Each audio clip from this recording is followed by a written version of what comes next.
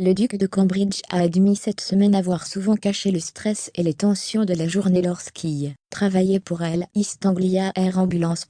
Il a déclaré qu'il évitait souvent de mettre un fardeau sur sa femme, Kate, duchesse de Cambridge, et leur jeune famille. Plus précisément, il a noté à quel point le flux constant d'appels de personnes, dans le besoin pendant les conditions les plus stressantes, rendait le travail extrêmement difficile.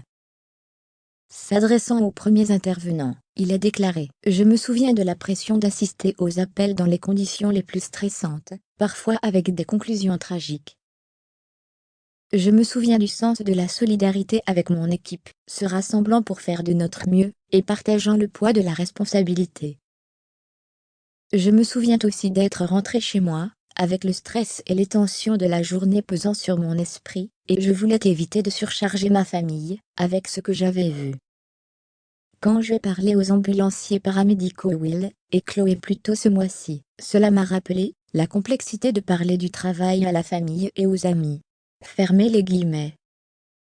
Il a laissé derrière lui son travail d'ambulance aérienne en 2017 pour se concentrer sur l'exercice de fonctions royales aux côtés de Kate à temps plein, une évolution vers leur futur rôle de roi et de reine consort. Le couple a eu quelques semaines chargées, avec la Royal Variety Performance, et une série d'événements du jour du souvenir, associés aux autres travaux qu'ils y ont effectués, comme les premiers prix Earth Awards le mois dernier. Il réside actuellement à Kensington Palace dans l'appartement 1A, probablement l'un des seuls espaces où ils peuvent passer du temps tranquille. En effet, leur voisin de l'appartement 1, le prince Richard, le duc de Gloucester, et son épouse Bridget, ont déménagé en 2019 pour réduire leurs effectifs, selon les informations. L'appartement est depuis vide, de nombreux membres du cabinet étant présentés comme des voisins potentiels des Cambridge.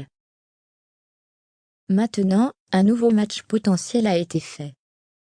Marlène Koenig, historienne et experte royale, a suggéré que la princesse Béatrice ou Eugénie pourraient être désignés comme les nouveaux locataires de l'appartement 1.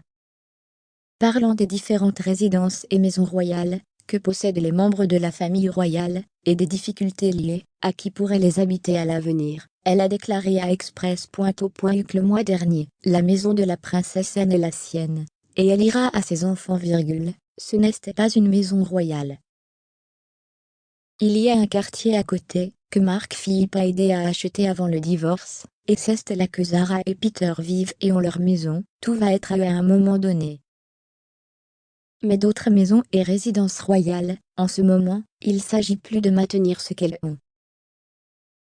Je prends l'exemple de Kensington Palace. Il y a des appartements là-dedans, l'appartement est maintenant vide, qu'est-ce qu'ils vont faire avec ça? Qu'est-ce que les palais royaux historiques vont faire avec ça? Personnellement, je n'aurais aucun problème avec Béatrice ou Eugénie, et leur famille vivant dans l'un de ces appartements, même s'ils ne travaillent pas dans la famille royale. Ils paieraient l'entretien, et la sécurité et ce genre de choses. Vous ne pouvez tout simplement pas louer ces appartements à des gens. Il y a beaucoup d'endroits qui louent sur le marché, mais loueraient-ils l'appartement à quelqu'un qui n'est pas membre de la famille royale? Parce que c'est littéralement juste à côté de l'endroit où vivent les Cambridge. Eugénie vit actuellement à Frogmore Cottage, avec son mari Jack Brooksbank, et son fils Auguste. Béatrice, quant à elle, réside au Palais Saint-James avec son mari, Edoardo Mapelli-Mozzi, et leur bébé Sienna, né le 18 septembre. Elle a cependant poursuivi en explorant comment la maison royale pourrait les transformer en exposition.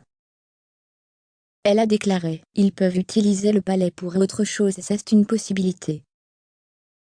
Mais c'est un cas où cela arrive quand cela arrive. Actuellement, nous ne savons tout simplement pas qui va vivre où, c'est comme tirer des pailles. » Appartement 1A de William et Kate, peut tromper ceux qui ne le connaissent pas. Ce n'est pas un appartement, mais plutôt un manoir de 4 étages, avec un ascenseur, une salle de sport et 9 chambres pour le personnel, avec un total de 20 chambres du sous-sol au grenier. Les rapports suggèrent qu'il possède même son propre jardin clos, 5 salles de réception, 9 chambres pour le personnel, plusieurs salons et une salle à bagages. Christopher Warwick, un expert royal, avait précédemment expliqué à Marie-Claire pourquoi le manoir s'appelait un appartement. Toutes ces résidences royales du palais de Kensington sont appelées appartements, ce qui bien sûr fait immédiatement penser aux gens qu'il s'agit d'appartements, comme le terme américain pour un appartement. Point. Ils ne le sont pas. Si vous pensez à Kensington Place, d'une certaine manière, il est construit autour de 3 cours. Si vous pensez en quelque sorte à ces magnifiques maisons mitoyennes en briques rouges, parce qu'elles sont toutes reliées mais séparées. L'appartement à Nest n'est pas moins grandiose, un autre manoir avec 21 chambres.